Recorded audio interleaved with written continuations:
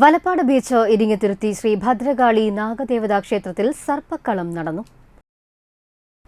രാവിലെ മഹാഗണപതി ഹവനം, വിശേഷാൽ പൂജകൾ, പരിവാര ദേവതകൾക്ക് കലശാഭിഷേകം, സർപ്പങ്ങൾക്ക് നൂറും പാലും എന്നിവയും, ഉച്ചയ്ക്ക് അഷ്ടനാഗക്കളവും പാട്ടും നടന്നു. തുടർന്ന് വൈകിട്ട് ദീപാരാധനയും ഭഗവത് സേവയും നടന്നു. ക്ഷേത്രം തന്ത്രി സുധീഷ് ഭരതൻ മുഖ്യ കാർമ്മികനായി. ക്ഷേത്രം ഭാരവാഹികൾ ചടങ്ങുകൾക്ക് നേതൃത്വം നൽകി.